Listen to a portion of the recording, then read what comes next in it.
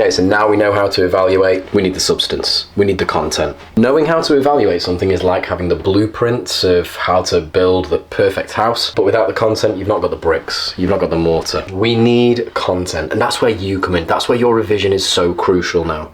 Knowing the structures, brilliant. I'm glad you know the structures, but if you don't know your geography, you're really going to struggle to do well in your 20 markers because you're not going to hit that first point, which is your range of knowledge. Let's think about how we break down 20 mark questions.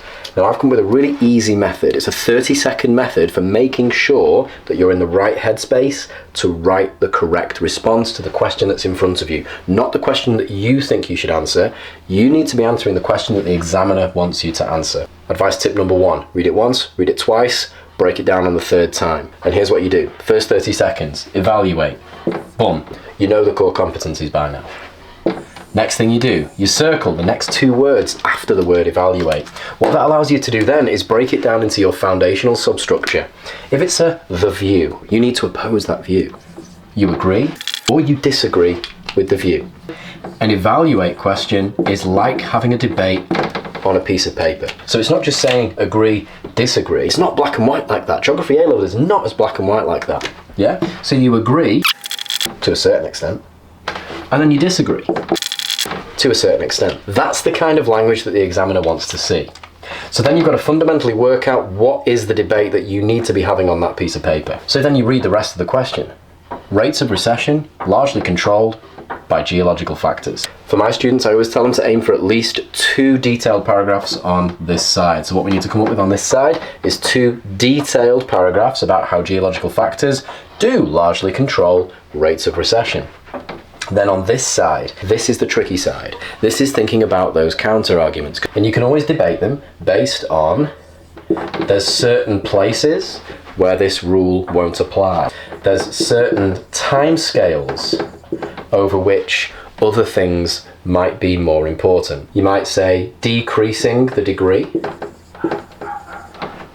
to which geological factors influence rates of recession in this place or over this time scale.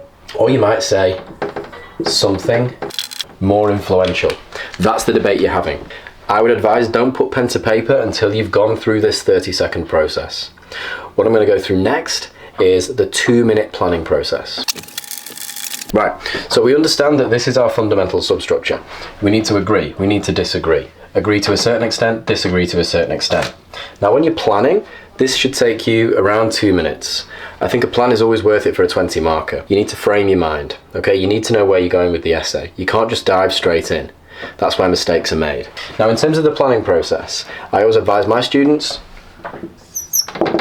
plan using the points on either side. What is it that you're going to talk about? And while all these ideas are whirring around your head, try and include some AO1 in the plan. Anything, any key fact or figure that you could possibly think of. So in the context of this essay, what might that look like? Some points I've seen before. I'm going to write a paragraph on geological structure, dip angle, on lithology, and I'm going to compare sedimentary to igneous.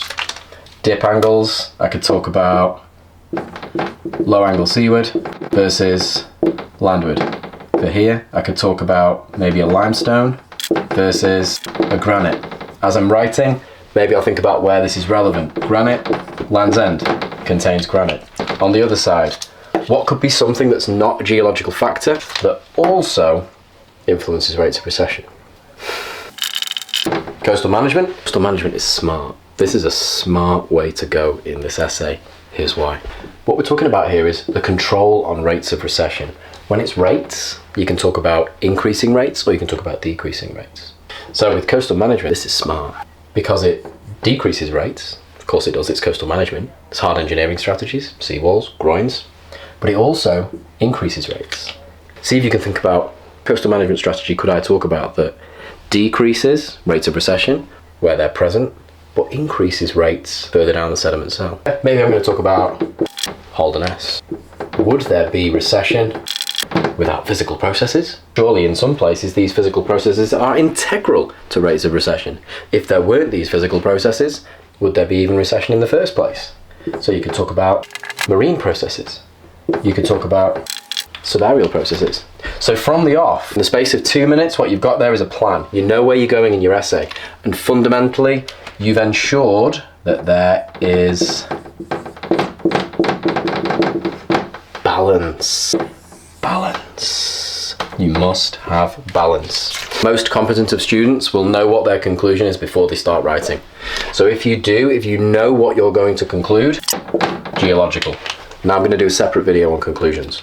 For now, this. Tune into the next video and that'll take you through what would a paragraph look like.